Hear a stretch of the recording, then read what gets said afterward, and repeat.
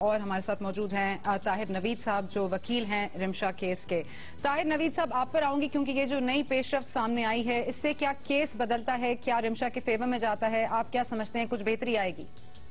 شکریہ ثنا، سب سے پہلے تو میں آپ کے پروگرام کے حوالے سے آپ کی پوری ٹیم کو اپریشیٹ کرتا ہوں کہ جیو نے ایک ایسا رول پلے کیا ہے کہ اس کے اصل حقائق کیس کے جو ہیں وہ پوری قوم کے سامنے بلکہ پوری دنیا کے سامنے رکھ دیے۔ اور میں ایک میسج یہ بھی سب سے پہلے دینا چاہتا ہوں، یہ تو بچی کا معاملہ ہے، کوئی مسیحی جو ہے وہ تمام الہامی کتابوں کا، تمام انبیاء کرام کا اور بالخصوص حضور صلی اللہ علیہ وسلم کی شان میں گستاخی کو گناہ کبیرہ سمجھتا ہے۔ اور اس کے بعد ڈے فرسٹ سے رمشا کے کیس کے حوالے سے بات کروں گا کہ پراسیکیوٹنگ کی جو سٹوری تھی اس سے یہ لگ رہا تھا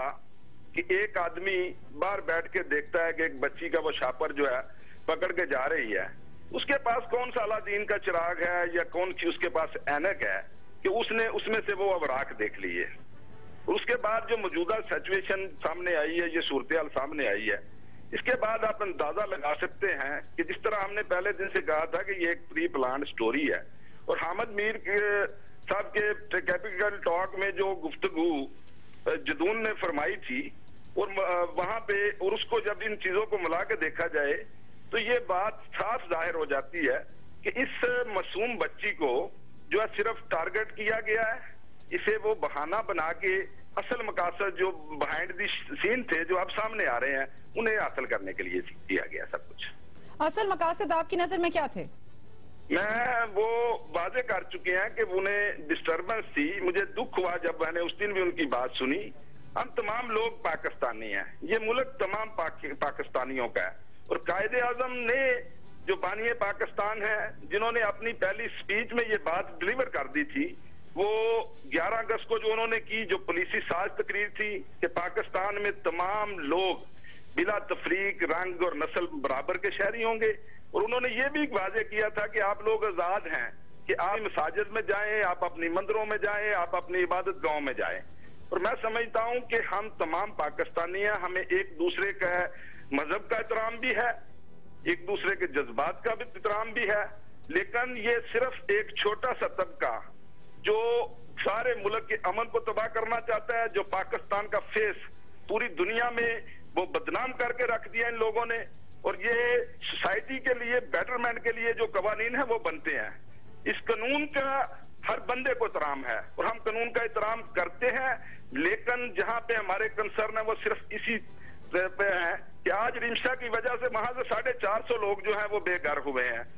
ایک واقعہ سو کال کوڑیا میں ہوتا ہے، اس سے 25 کلومیٹر دور گوجرا کی ایک آبادی کو جلا دیا جاتا ہے، 9 لوگوں کو زندہ جلا دیا جاتا ہے، ہمارے سامنے شانتی نگر کا واقعہ ہے۔ اور اس طرح سے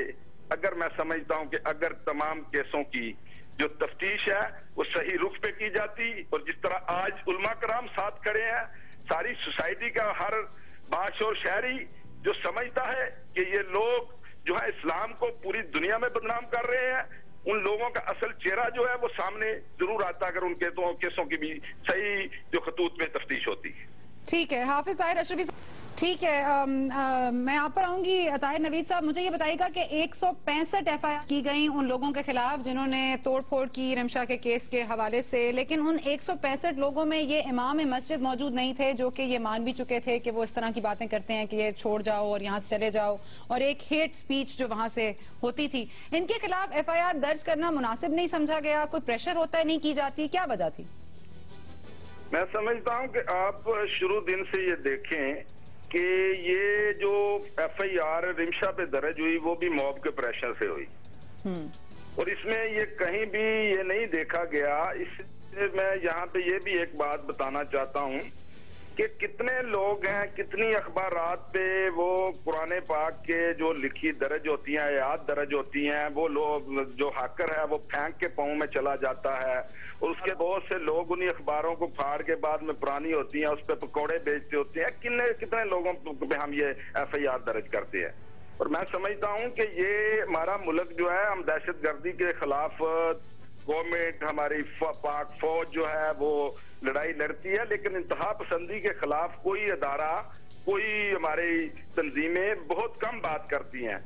क्योंकि वो एक खौफ में मुब्तला है। और वो मैं समझता हूं कि इस केस में ये सिर्फ रिमशा का मुकदमा नहीं, जिस तरह से मौलाना भी फरमा रहे थे, ये मुकदमा जो है पूरी पाकिस्तान की उस जो यहाँ पे इंटॉलरेंस का लेवल जो है वो हाई हो रहा है, ये उसका लड़ने जा रहे हैं हम पाकिस्तान में। जी, लेकिन मेरा सवाल अभी भी वही है ताहिर नवीद साहब, मेरा सवाल अभी भी वही है। 165 प्रोटेस्टर्स के खिलाफ अगर मुकदमा दर्ज हो सकता है तो एक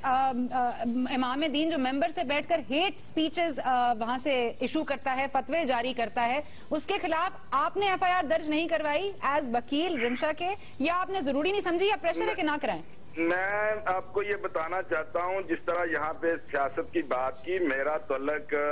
ऑल पाकिस्तान माइनॉरिटी अलायंस जो लीडिंग ऑर्गेनाइजेशन है माइनॉरिटी की पाकिस्तान में, उससे भी है। मैं सिर्फ उन्हें ना सिर्फ ये लीगल जो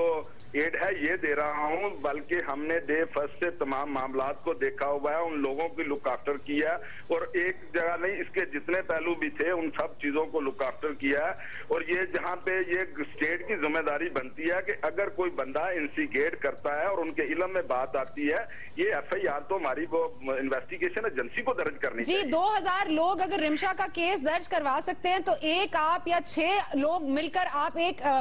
इमामे मस्जिद के खिलाफ FIR नहीं दर्ज करवा सकते? मैं सिर्फ ये जानना चाहती हूँ। मैं ये बताना चाहता हूँ कि हमने उन्हें जैसे ही उन्होंने ये FIR दर्ज की जो 165 लोगों थी, और उसमें आप देखें कि उसमें खालिद का नाम भी जरूर होगा, नहीं है जी, तो मेरे इल्म में बात आई है, नहीं है जी। और 165 लोगों में से एक भी 165 लोगों में से एक को भी अरेस्ट नहीं किया गया। 165 लोगों में एक भी अरेस्ट नहीं हुआ। ताहिर नवीद साहब, आप वकील हैं, आप वकील हैं, मुझे बताएं ना क्यों नहीं हुआ, क्यों प्रेशर नहीं है आपकी तरफ से? मैं समझता हूं कि हमारी तरफ से तो हम पूरा प्रेशर है। यहाँ पे जो सूरत हाल है, हम तो अपने इस खौफ में मुब्तला है, तमाम जो क्रिश्चियन लोग हैं, हम तो कभी इस जुर्रत नहीं कर सकते कि हम ऐसी कोई बात करें कि जिससे हमारे घरों को जला दिया जाए, हमें अदालत में पहुंचने से पहले मार दिया जाए। और हम किस तरह से मतलब ये कर सकते हैं कि वो लोग जो आपने वो जो रहीम है, जो एडवोकेट है प्रोसिक्यूटिंग साइड के, उनकी जो गुफ्तगू आपने अगर मीडिया के सामने सुनी हो, तो उन्होंने वहां पे जिस तरह से इंस्टिगेट किया है कि यहाँ पे हजारों कादरी अभी जिंदा है, अगर इस तरह से होगा तो ये कानून पे प्रेशर डालने के लिए मैं समझता हूँ कि इस केस में जिस तरह से तमाम उलमा कराम का आगे आना, ये गवर्नमेंट का इस पे स्टेप लेना, ये मैं समझता हूं कि ये हमें आइंदा बेहतर मुस्तकबिल की नवीद दे सकते हैं। ठीक है, बहुत शुक्रिया ताहिर नवीद साहब आपका। हनीफ, आप पर आऊंगी।